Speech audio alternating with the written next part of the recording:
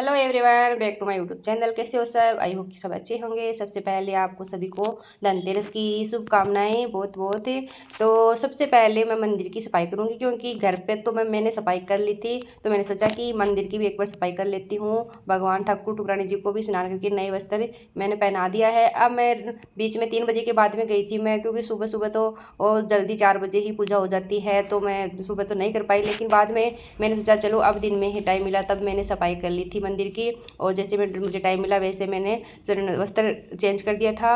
लेकिन अब मैं रात को काम कंप्लीट करके अब मेरे पास से ये सिर्फ फ़ोटोआँ पड़ी थी, सफाई करी तो आगे आ गई। तो मैंने सोचा चलो इसी फ़ोटो को एक ही अलग ही सीनरी बना लेते हैं, तो गंदी भी नहीं होगी, स्क्रैच भी नहीं होगी। तो इसलिए मैंने इस फ़ोटो फ्रेम में डाल दी फ़ोटो को।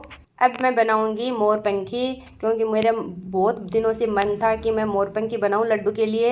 मैंने बहुत बार कोशिश भी की कि ऑनलाइन ही ऑर्डर कर देती हूं, लेकिन फिर मैंने सोचा चलो मोरपंख मिल जाए तो हम मेरे खुद हाथों से ही बनाऊंगी। तो फिर मेरे 1 महीना एक एक पंख हाथ आई, जैसे जैसे हाथ आई वैसे वैसे मैंने रख दी थी।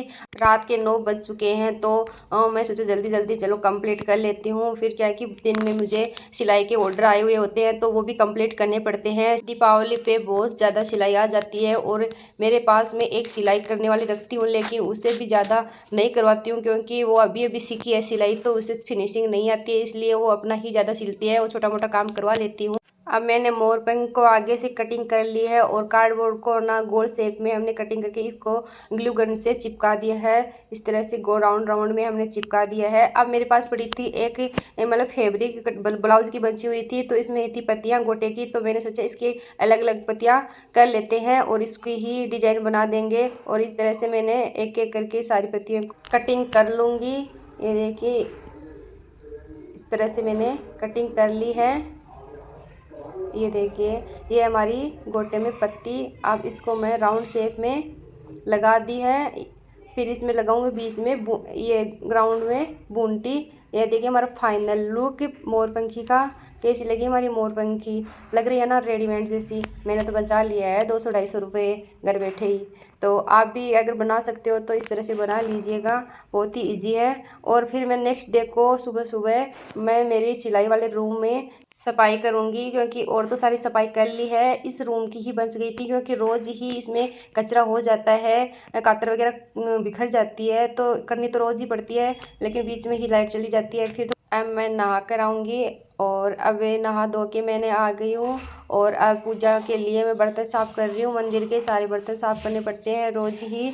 और सूर्य नमस्कार करके अभी मंदिर में जाऊंगी। और ये देखिए मैं सूर्य नमस्कार कर लिया है, और मंदिर में पानी वगैरह रख के लड्डू को स्नान कराऊंगी। लड्डू को स्नान करा रही हूँ। इतनी देर में आप मेरे वीडियो को शेयर कर दीजिए, और लाइक कमेंट करिए, और सपोर्ट भी करिए। मेरे वीडियो को पूरा देखिएगा। आप मेरा वीडियो पूरा नहीं देखते हो, बीच में स्किप कर देते हो, मतलब इतनी मेहनत से वीडियो शूट करती हूँ। और ये देखिए मैंने मोरपंखी मंदिर में रख दी है, लड्डू को सरप्राइज दिया है, क्योंकि लड्डू सोने के बाद में मैंने बनाई थी, और लड्डू को मैंने अभी दिखाया है, तो लड्डू तो खुश हो ही गया ना।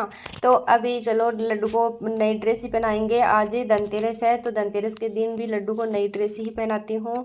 और वो ड्रेस भी मैं खुद ही बनाती हूँ लड्डू के लिए मार्केट से। तो मैं कभी कभी लेकर आती हूँ कि मेरा मन हो जाता है कई बार कि चलो आज लड्डू के लिए एक ड्रेस तो मार्केट से खरीद के ले चलते हैं, इसलिए मैं मेरी इच्छा से ही खरीद ले आती हूँ। लेकिन ज़्यादा करके मैं ड्रेस मैं खुद ही बना कर लड्डू को पहनाती हूँ। बहुत सारी ड्रेस बनाई हुई पड़ी है। और मैं लड्डू को पानी गर्म, थोड़ा अभी ज़्यादा सर्दी पड़ने लगी है, तो थोड़ा गुनगुना पानी से ही नहाना पड़ता है। स्नान करवा दिया है, और अभी इसको मैं पोंछ लूँगी, क्योंकि थोड़ा बहुत भी गीला रह जाता है ना, तो ये मतलब डार्क कलर हो जाता है इसका। कि कहीं पे मतलब एक तो ना आप दही से भी नहा सकते हो, क्योंकि दही से नहाने से लड्डू की ये तांबे का ही आता है, तो इस मतलब चमक आती है दही से। तो इसलिए मैं हफ्ते में 1-2 बार दही से भी नहा देती हूँ, बीच बीच में ये चमकने लग जाता है। फिर अब मैं इसको फूल अर्पित कर देती हूँ। अब लगाऊंगी मैं लड्डू को इत्र। तो इत्र तो नीचे रखा हुआ है, क्योंकि इत्र सबसे प्रिय होता है लड्डू का, तो ये रोज़ ही लगाना पड़ता है। इत्र तो लगा दिया है। अब इत्र लगाने के बाद पूजा कर ली और अब मैं आ गई हमारे ठाकुर जी के मंदिर में भोलेनाथ को जल चढ़ाने के लिए। तो पहले तो मैंने भोलेनाथ को फूल और जल चढ़ा दिया है और प्रार्थना कर ली है। अरे भोले बाबा का मंदिर तो बड़ा मंदिर है, मेन ग्वाड़ में मंदिर है, लेकिन ठाकुर जी के मंदिर में ऐसा ही मूर्ति रखी हुई है, तो मैं इसी मूर्ति को ही रोज पानी डाल देती हूँ। और अभी तुलछा को मैं जल चढ़ा के और आशीर्वाद लेके अब मैं चढ़ाऊँगी के केले के भोजे में। और ये हमारा केले का भोजा है, मंदिर में ही है। और इस केले मतलब बृहस्पतिवार को तो वैसे हम रोज़ ही चढ़ाते हैं, लेकिन वैसे भी हम चढ़ाना ही चाहिए जल तो। और अब हम तिलक निकाल के ठाकुर जी को प्रार्थना करके और अब घर आ जाती हूँ। मैं बनाऊँगी लंच, गुड़िया के पापा जाएंगे, अब 9 बज गए हैं तो उसकी टिफ़िन बनाना है। तो लंच बनाने के बाद मैं करूँगी सिलाई, क्योंकि 9-10 बजे तक काम कंप्लीट करके सिलाई पे आपने पिछले वीडियो में देखा था कि मैं 10 बजे तक काम कंप्लीट कर लेती हूँ, फिर मैं सिलाई पर 10 बजे बैठना ही पड़ता है। अब कर लेती हूँ मैं बर्तन साफ़। बर्तन भी बहुत ज़्यादा हो जाते हैं, सुबह सुबह इतने बर्तन हो जाते हैं कि मैं तो मांजती थक जाती हूँ। अब रसोई को अच्छे से साफ़ सुथरी करके और मैं पीऊँगी दूध गर्म करके।